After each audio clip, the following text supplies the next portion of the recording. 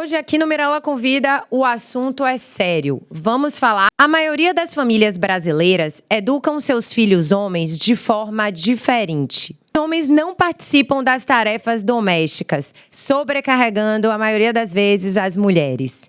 E hoje o nosso bate-papo é com a delegada Gabriela Garrido. Um prazer tê-la aqui. Um prazer também, Mirella. Muito obrigada pelo convite. Um prazer enorme estar aqui com vocês. Obrigada. Essa criação já está no subconsciente dos homens?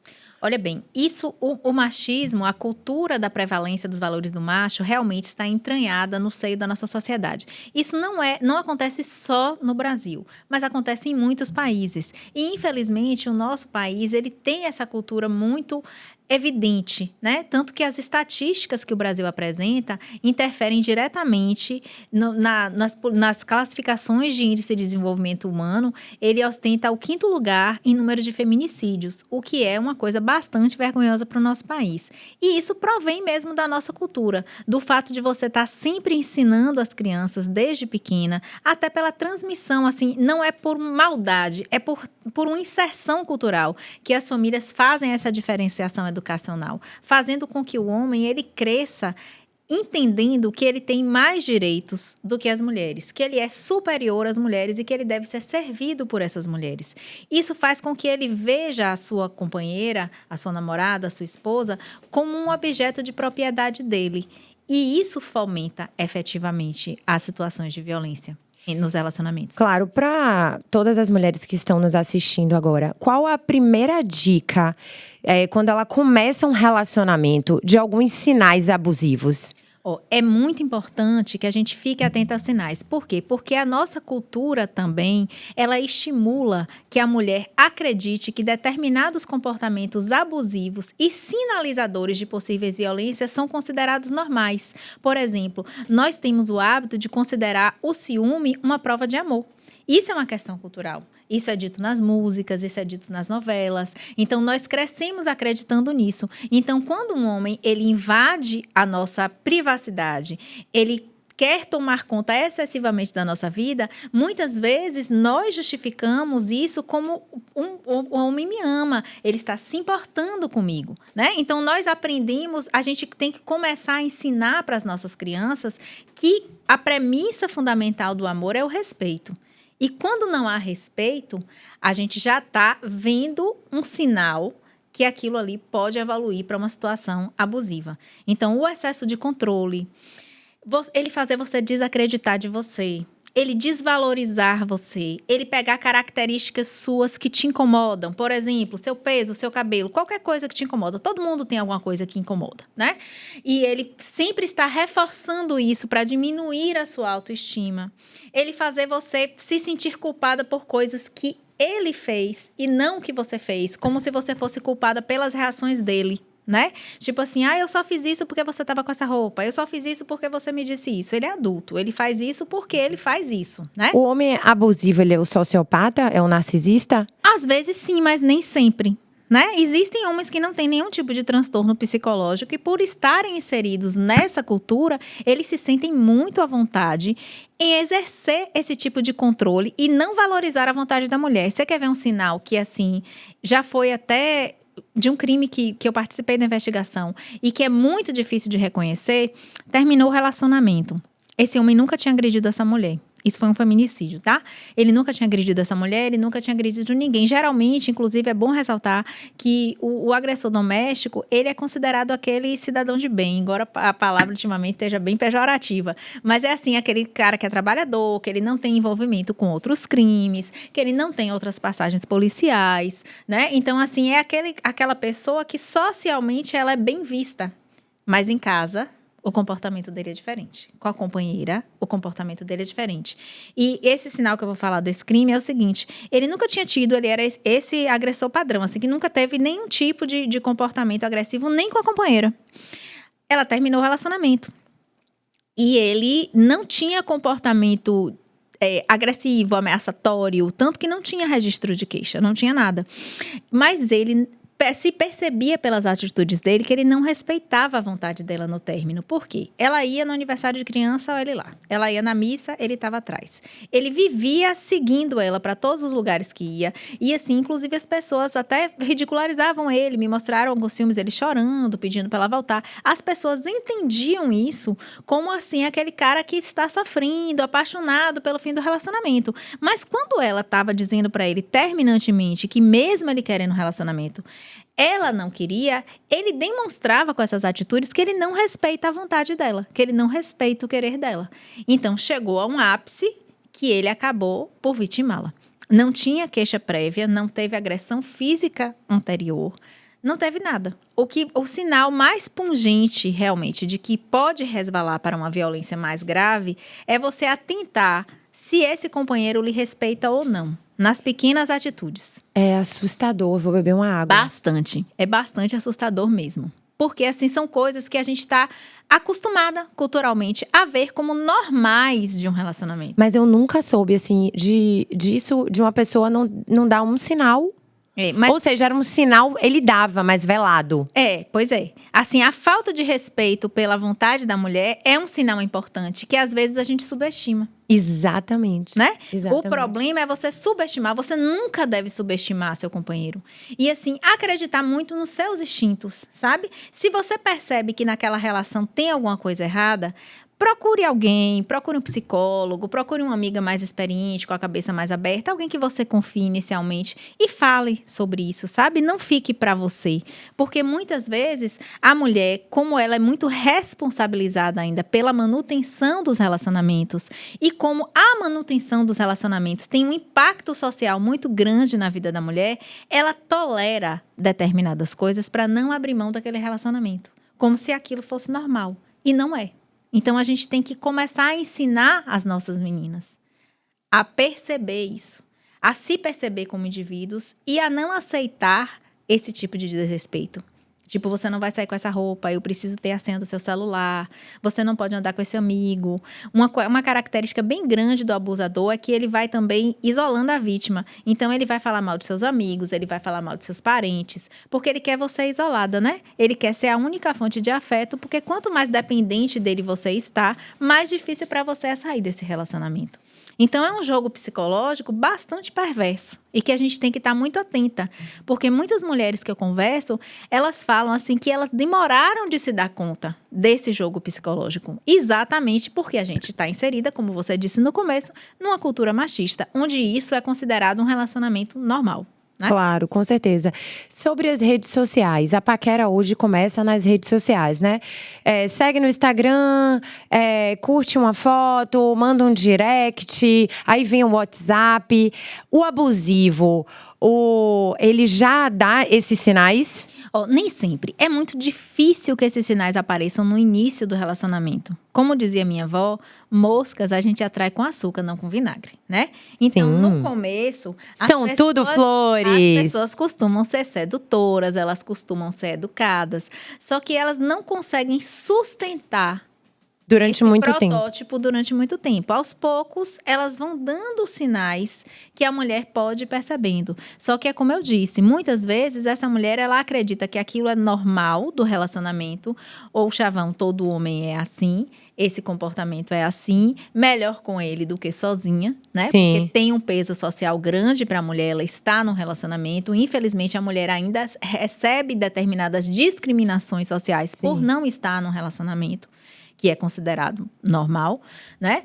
Então, assim, a gente tem que começar a desconstruir isso na educação dos nossos filhos, né? Claro. Tanto dos meninos como das meninas, porque os meninos também precisam aprender que todos os indivíduos devem ser respeitados, independente de sexo, de cor, de raça, de religião. A gente tem que educar os nossos filhos para uma cultura de diversidade e respeito, né? Com certeza, com certeza. A Lei Maria da Penha é efetiva no Brasil? Olha, é uma das 3 leis mais elogiadas mundialmente, né? Considerada uma das 3 leis melhores do mundo no combate à violência de gênero.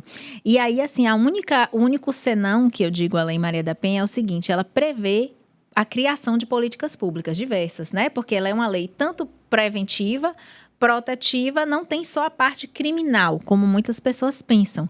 Ela é uma lei de política de gênero, né? Então, assim, o que é que faltou a essa lei? Ela criar dotações orçamentárias para que essas políticas públicas aconteçam. E como a gente tem um quadro no Brasil onde a maior parte dos cargos eletivos são ocupados por homens, a gente tem poucas políticas públicas efetivas voltadas para mulheres, porque as políticas públicas são feitas por homens para homens. Claro, o que Brasil tem o poder social. Ou seja, o Brasil é machista. Muito. Deixa eu te perguntar outra coisa. Existe uma política pública para acolher essas mulheres, uma casa de apoio? Sim, como é que funciona nas cidades maiores, né? Além das delegacias especializadas no atendimento à mulher, que é uma conquista muito grande, porque é um ambiente muito mais acolhedor, você chegar numa delegacia e você ter que narrar, inclusive, não só a violência doméstica, mas a crimes sexuais, né? Você narrar a uma policial mulher, a uma delegada mulher, algumas delegacias maiores têm assistente social, algumas têm atendimento psicológico, então existe todo aquele movimento para que esse lugar seja um lugar acolhedor e encorajador para que a mulher o procure, certo? Além disso, nós temos nos municípios maiores centros de referência, que também são previstos na Lei Maria da Penha, onde essa mulher vai encontrar o acompanhamento psicológico, o acompanhamento social, o direcionamento jurídico. A gente tem defensorias públicas especializadas para os processos que envolvem violência doméstica, inclusive os de separação e alimentos que há histórico de violência doméstica. Nós temos defensoras públicas que trabalham com isso. Nós temos as varas especializadas. Então, nós temos uma rede de proteção constituída. Só que essa rede de proteção, infelizmente, ela ainda está muito concentrada nos grandes centros. Então, assim, eu trabalho também em municípios pequenos. Qual é o meu conselho? Claro que em municípios pequenos a delegacia é tipo clínica geral, emergência. A gente atende tudo. Então, assim, atendendo um caso de violência doméstica, também é viável que a mulher tenha esse atendimento. Porque todo município tem CREAS, tem CRAS, tem rede de assistência social.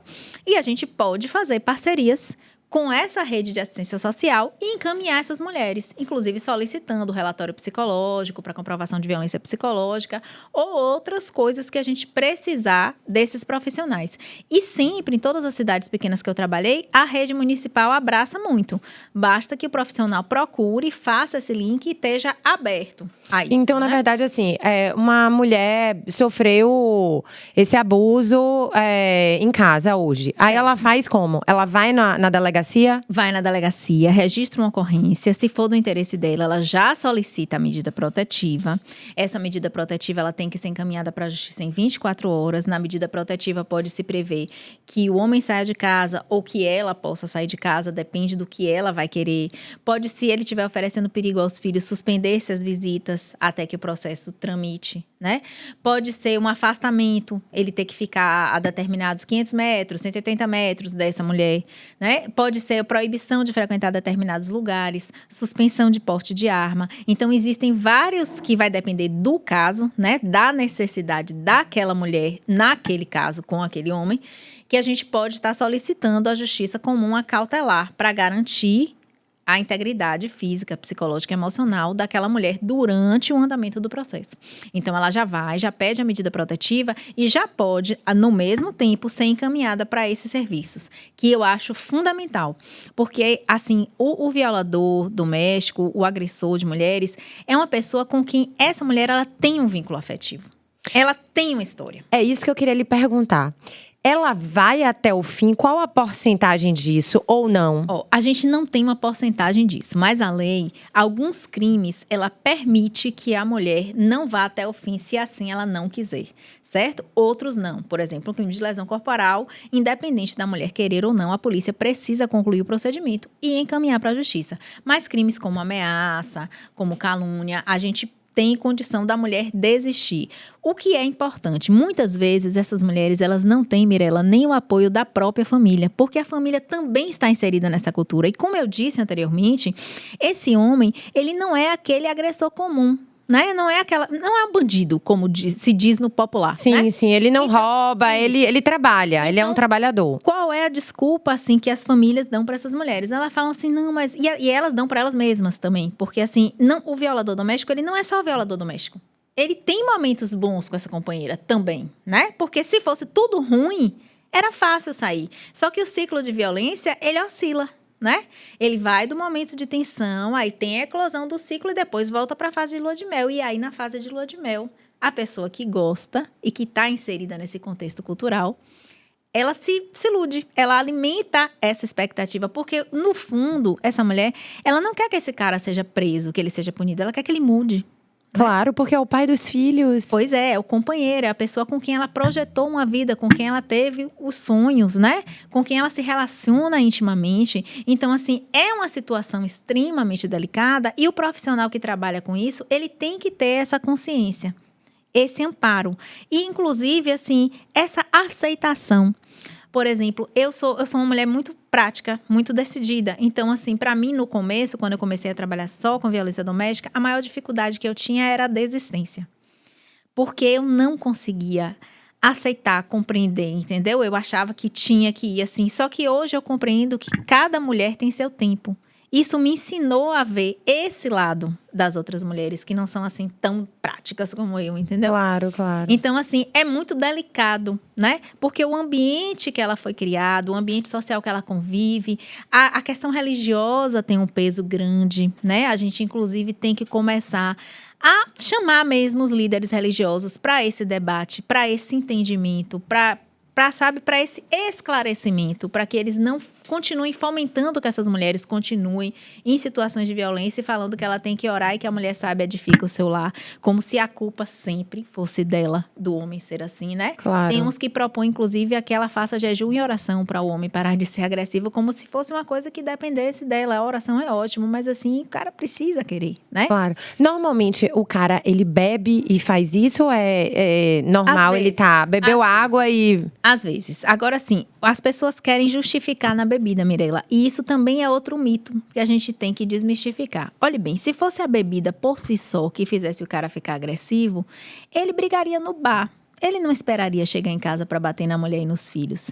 Ele bate porque ele considera que aquelas pessoas são propriedades dele. Ele se considera um superior àquelas pessoas. Então a bebida da família. A bebida só dá coragem. Extravasa, né? Assim, os limites ficam menores. A bebida e a droga, mas a bebida vem em primeiro lugar. É bom até que as pessoas saibam. É por isso que eu lhe perguntei. E nos índices de violência, inclusive, a bebida impacta muito mais as ocorrências de violência doméstica do que o uso de entorpecentes não legalmente permitidos, porque a bebida também é um entorpecente, só que é socialmente permitido, né? Claro. Legalmente permitido. Sem justificar, entendeu? A agressão. Isso. É só para entender. Então, a maioria bebe. Não é a maioria. Assim, não? Tem casos que bebem e casos que não bebem. Assim, a gente tem casos de mulheres que são agredidas porque o marido chegou em casa e ela quebrou o macarrão. Eu já tive um caso desse, sério mesmo. Ele gosta do macarrão inteiro e ela, para cozinhar, ela partiu o macarrão. Porque queimou um arroz. Entendeu? Assim, são coisas assim que pra gente, que tem uma vivência social diferente, é uma coisa surreal. É um distúrbio psicológico. Pois é, mas nem sempre é. Às vezes não, eu sei, tá inserido naquilo mesmo, sabe? Tipo assim, ela faz uma coisa que ele não gosta, ele corta o cabelo dela. Porque, assim, uma das coisas que o agressor faz é atacar as áreas de beleza da mulher, né? As agressões físicas, elas geralmente são na região do seio, face, corta cabelo, né? Coisas que impactam visualmente, né? Você vê que o homem, quando ele bate na mulher, na maioria das vezes ele bate aonde? No rosto. Na face, né? Para que fique estampado a violência e para que, assim, os outros vejam também o poder dele, né? Às vezes ele nem tem consciência disso, mas isso é uma coisa que já foi estudada e a gente percebe isso claramente. E as agressões de um feminicida, eles também vão muito na área da beleza. E quando eles não têm um outro tipo de arma para concluir o crime, eles usam muito o enforcamento e a esganadura. Né? Pra matar. É um crime bem pessoal, Entendi. Então é terrível. É terrível. A realidade de muitas mulheres, assim, quando você convive, é terrível. Terrível de verdade. Uma coisa muito comum também é queimar os pertences da mulher. Às vezes queimar a própria casa de moradia. Eles fazem muito. E com os filhos, eles preservam… Eu tô falando assim, a maioria ou não. Eles preservam os filhos não, é bem comum que numa casa em que a mulher é agredida, os filhos também sejam agredidos e os animais domésticos. É um monstro. É um psicopata, me perdoe. Pois é. E isso é, assim, uma das características também que a gente deve se alertar bastante. A mulher que está numa relação de violência, se essa agressão já assim, se ele está agredindo um animal doméstico, ou machucando, ou matando muitas vezes, ou se ele está agredindo o seu filho para ali provocar um impacto psicológico, abra bem os seus olhos, porque esse homem é capaz de matar. E isso foi estudado pela ONU Mulher. Isso está nas diretrizes de prevenção do feminicídio. São dados estatísticos que foram estudados por organismos internacionais. Então, tem características nos locais, quando a polícia chega, que a gente consegue perceber, por uma observação mais atenta, se aquele crime pode vir a virar uma coisa mais grave ou não, pelo menos com grande probabilidade. Entendi. E normalmente a mulher, ela volta atrás? Muitas voltam. Algumas vezes. Outras não, né? Assim, o limite é muito individual, Mirela. Entendi. É muito individual, é muito do contexto social dessa mulher.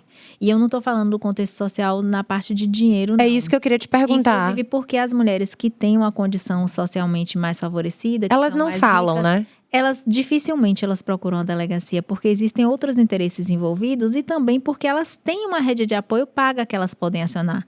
Elas podem pagar um psiquiatra, um psicólogo, um advogado, né? Claro. Então, assim, a delegacia muitas vezes é majoritariamente procurada por pessoas que não têm tanta condição financeira, porque é onde elas encontram apoio, né? Para direcionar, né? Mas, assim, já tem casos de mulheres que casada com homens ricos, médicos, juízes, dentistas, empresários. Que Tem. vão Sim. e são corajosas. Sim. E mulheres, porque você colocar a cara pra bater Sim. na delegacia, tendo toda uma rede, né? Existe uma pecha social muito grande, né? Que impacta a vida dessa mulher. Porque, infelizmente, a sociedade, ela ainda culpa a mulher pela manutenção desse relacionamento. Então, quando esse relacionamento não dá certo, ou quando esse companheiro é agressivo, muitas vezes o próprio meio social e até familiar dessa mulher procura justificativas no comportamento da mulher. Verdade. Não do homem, entendeu? Até no fim de um relacionamento, Sim. as pessoas sempre falam assim, a mulher que termina. E é normalmente a mulher que termina. Porque o homem, ele não termina. É. Então, isso tudo já é um machismo. Com certeza. Já é um machismo, não tem jeito. É. Porque ele vai ficar ali batendo, ele vai ficar ali, né? Agredindo, traindo. Abusando, expondo. Exatamente, abusando, expondo. Assim, eu li um texto muito interessante de uma advogada essa semana, acho que o nome dela é Ruth, eu li no Instagram, eu não sei bem o texto, falando da situação de Shakira e Piquet.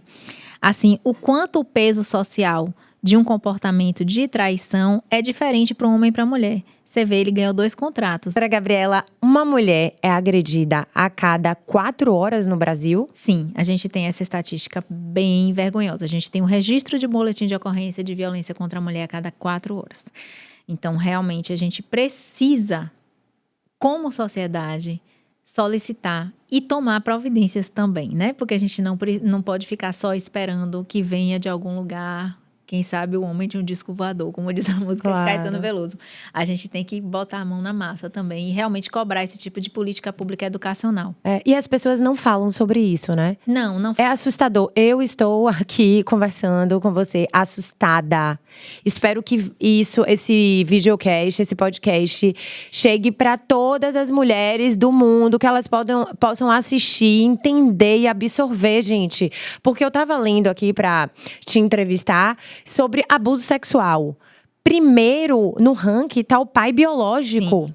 O segundo, tá o padrasto. E depois demais parentes. E lá no final, raramente é um desconhecido.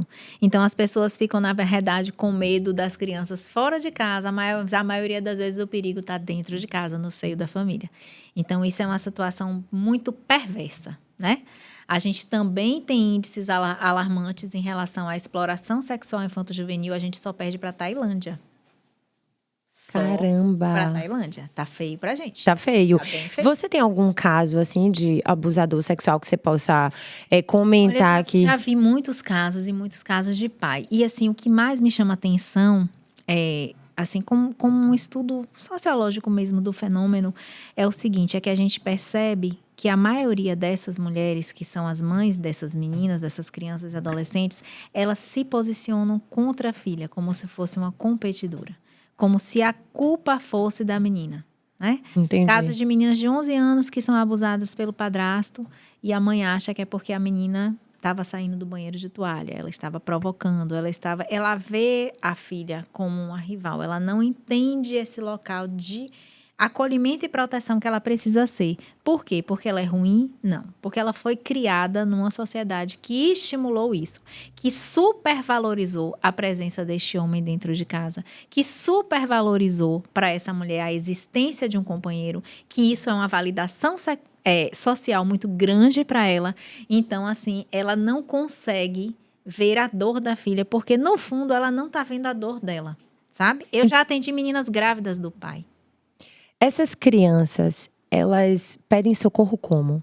Olha, geralmente a criança, ela não tem muita consciência do que está acontecendo, porque a maior parte dos abusos sexuais, eles não deixam marcas físicas. É raro aquele abuso em que tem a penetração de fato e que aí a criança precisa ir para o hospital. Existe. Certo? Existe. Essa parte mais grotesca existe.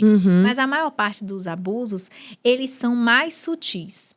Então, eles não deixam marcas físicas. Então, quando essa criança passa a conviver na escola, até algum tipo de informação, ou até algum tipo de diálogo com o coleguinha, ou um professor mais atento que percebe mudanças comportamentais, oscilações emocionais, porque isso vai deixando marcas na personalidade e no comportamento e na questão psicológica dessas crianças. Uma coisa importante que eu não falei de violência doméstica, mas aí eu aproveito para falar agora, é que a maior parte das mulheres que são vítimas de violência doméstica, elas desenvolvem transtornos psicológicos ou psiquiátricos. Ah, é? A violência doméstica é considerada um problema de saúde pública mundial, porque a maior parte dos afastamentos de mulheres do trabalho são por violência doméstica. Entendi. E com as crianças também. Então, você tem aquela criança que ou é muito agressiva, ou é muito retraída. Ou então, se o abuso começa depois de um determinado tempo, ela tinha um rendimento na escola, ela passa a ter outro. Ela passa a desenvolver comportamentos estranhos, uma sexualidade muito exacerbada para a idade. Ela passa a fazer xixi na cama. Então, assim, a criança vai dando sinais, mas como a família já está muito comprometida, na maior parte dos casos, esses sinais vão ser vistos pelas instituições estatais que acolhem essa criança, né? Pela escola e pelo serviço de saúde. Então, é muito importante que o Estado tenha políticas públicas que invistam Efetivas. nessa parte educacional, para que as pessoas tenham acesso à informação. Eu tenho costume, assim, vou muito em escolas, eu tenho muito contato com a comunidade escolar das cidades que eu trabalho. E não teve nenhuma vez que eu fui em uma escola falar sobre esse assunto, que depois não tenha surgido um caso. Porque, às vezes, aquela criança e aquele adolescente, ela só percebe quando ela tem acesso à informação. Porque os pais são a referência, né? Claro. Então, assim, você nasce naquela família e aquele pai lhe abusa desde pequeno, aquilo é a referência que você tem de pai de amor. Você acha que em todas as casas é assim. Você só passa a perceber que não é assim quando você passa a ter um comparativo de outras casas. Claro. E de outras situações. E ter essa informação.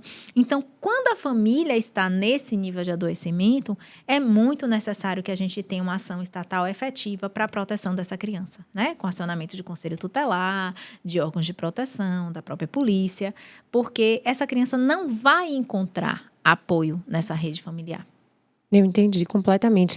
Eu sempre finalizo a entrevista falando assim, dá uma dica para essas mães. Mas não tem nem dica, né? Porque, na verdade, elas sabem que estão acontecendo e não fazem nada. Algumas sabem, não são todas, entendeu, Mirela? Algumas sabem, mas assim, a gente precisa estar muito atento ao comportamento dos nossos filhos, porque muitas não sabem, porque a criança, ela não quer magoar a mãe. Ela sabe que dizer aquilo vai magoar, principalmente quando ela está um pouquinho mais velha, né? Quando ela já está entrando na adolescência e tal. Ela sabe que ela dizer aquilo ali vai causar um impacto na família. E ela sente essa culpa, né? Essa responsabilização muito superior à sua faixa etária e à sua condição emocional. Então, assim, que se observe os sinais, né? As mudanças de comportamento nos nossos filhos. A mesma coisa eu digo para pessoas que conhecem mulheres que estão em situação de violência. Elas também vão dar algum sinal de mal-estar, algum sinal. Elas vão dar algum sinal. Aquilo é um pedido de socorro velado, que muitas vezes essa criança ou essa mulher, ela não tem coragem, ela não tem condição emocional, força emocional para fazer.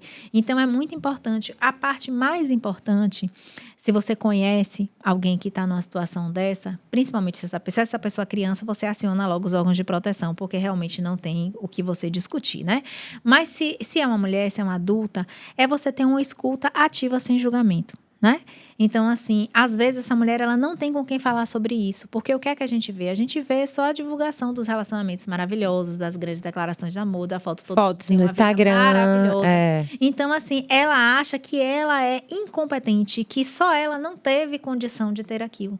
Então, assim, a carga de julgamento que essa mulher traz e de culpa é muito grande. Então, quando uma mulher falar com você, evite fazer comentários, assim, resolutivos. Ela não está falando com você para resolver o problema hoje, porque não é um problema simples. É um problema complexo, que envolve sentimento. E tudo que envolve sentimento é complexo. Então, assim, procure dar apoio e dar escuta simples. Se oferecer, você quer ir na delegacia? Eu posso ir com você. Às vezes ela tem medo de ir sozinha, ela tem muita vergonha, né? A gente ainda tem essa pecha social de procurar a polícia, né? Assim, muitas pessoas chegam na delegacia e falam assim, mas eu nunca pisei numa delegacia da minha vida. Eu falo assim, não, mas a delegacia é para proteger o cidadão, é bom você pisar na delegacia, né? Assim, começar a desmistificar essas situações e a falar sobre esses assuntos, sabe? A ouvir, né? A ouvir e a discutir isso socialmente. Para que exista esse lugar de fala e que a mulher perceba que não é só ela, muito pelo contrário, a gente tem índices alarmantes. Então, a maioria das mulheres ao longo de sua vida já passaram por alguma situação ou de violência familiar, ou de violência de gênero, ou de abuso ou importunação sexual, né? Então, assim, isso é comum, porque faz parte da nossa sociedade. Então, a gente tem que começar a olhar para isso. O primeiro passo para você resolver um problema é você reconhecer que ele existe. Aí você assume ele. Então, assim, ele existe. Então, o que é que a gente pode fazer para melhorar, né? Vamos tentar encarar esse problema dessa forma, porque eu acho que vai ser muito mais efetivo, principalmente para as vítimas, né? Então, ouvir... E orientar. Né? Por exemplo, se você não quer se expor, às vezes você mora numa comunidade, é um vizinho muito próximo, é uma pessoa envolvida com outros crimes que acontecem também. Você tem telefones onde você não se identifica, o Disque 100 e o Disque 180. Você pode registrar uma queixa desde a pandemia aqui no estado da Bahia e em outros estados também pela delegacia digital. Você entra no link da delegacia digital e você registra a queixa, né? Aí você pode, se tiver acontecendo na hora, gente, a primeira providência é ligar 190, tá? Para ligar para a polícia aí no local. Você tá ouvindo a mulher gritar, pedir socorro, 190, tá? Claro. Mas se é uma situação que vem se prorrogando, você pode fazer através desses canais de denúncia. Mas é importante, se você conhecer a vítima, você fornecer apoio. Porque muitas vezes a gente vai nessas denúncias feitas e a mulher nega. É isso que eu ia te perguntar. Nega. Porque a pessoa, tá gritando, liga pra 190, né?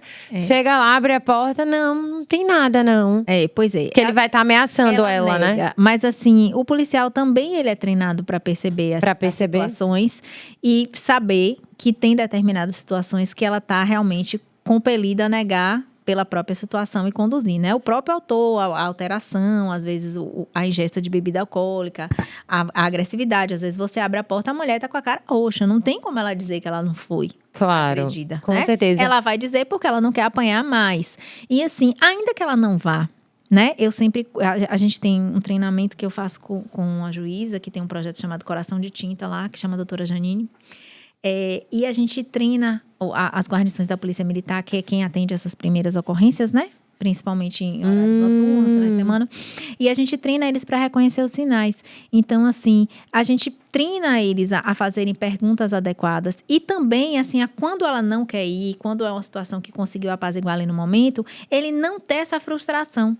Porque a presença da polícia já inibiu aquele momento de agressão. Então, assim, já cumpriu seu papel. Ainda que a mulher não vá à delegacia, ele já parou de bater nela, ele já ficou esperto, já viu que a polícia foi na porta da casa dele. Então, de qualquer forma, de alguma forma, você cessou aquela agressão, você já ajudou a mulher naquele momento. Claro. Precisam existir outros organismos que vão fazer o acompanhamento desta mulher para que ela consiga força para sair dessa situação. A pandemia agravou a violência contra a mulher? Agravou. Assim, a gente não teve um número expressivo de aumento de registro de ocorrência, né? Mas a gente teve um número expressivo de aumento no Disque Denúncia e do acionamento do 190. E das acionamentos do 190 que foram encaminhados para a delegacia. Então, a gente tem 3 fatores estatísticos que nos levam a perceber isso, o que é uma coisa meio óbvia. Porque se a violência doméstica ela acontece dentro de casa e as pessoas são obrigadas a ficar dentro de casa, ainda teve a questão do agravamento de problemas econômicos. Então, assim, é claro Que isso é um caldeirão, Bebida. que tá pronto pra explodir, né? Claro. Assim, tudo isso influencia. Tanto que os períodos onde mais ocorre violência doméstica são os períodos de convivência da família. E isso não sou eu que estou dizendo, isso já foi estudado, né? Entendi. Então, assim, é de noite, quando a família está reunida, nos finais de semana, nas datas comemorativas, Dia das Mães, Natal. As datas comemorativas devem ferver, né? Ferver. A delegacia. Ferver. Então, assim, Réveillon, Natal, então… se é dentro da família e a família está reunida, vai acontecer no momento que a família está reunida, né? Então, assim, a gente tem que começar a se alertar para uma coisa, assim, terrível. Porque, assim, o que é o lar pra gente, né? O lar é o lugar que a gente deve ter paz, que deve ter acolhimentos. A gente entra na casa da gente e a gente se sente reconfortada de estar em casa. Pois é, para muitas mulheres, o lar não é um lugar de paz. Não é um lugar de acolhimento. E isso é muito triste. Isso é muito pesado. Muito pesado mesmo. Eu adorei a entrevista, foi super enriquecedora. Estou aqui assim, meu Deus do céu, chocada com todas essas informações que você me trouxe novas, que eu realmente não sabia. E o que eu levo aqui é pra gente ouvir e instruir essa mulher. Sim. Que é o que você falou, só tô repetindo as suas palavras. Obrigada por De nada. dividir com a gente tudo isso. Nossa, foi um prazer. E eu adorei demais. Que bom. Eu também adorei. Obrigada também, Mirela.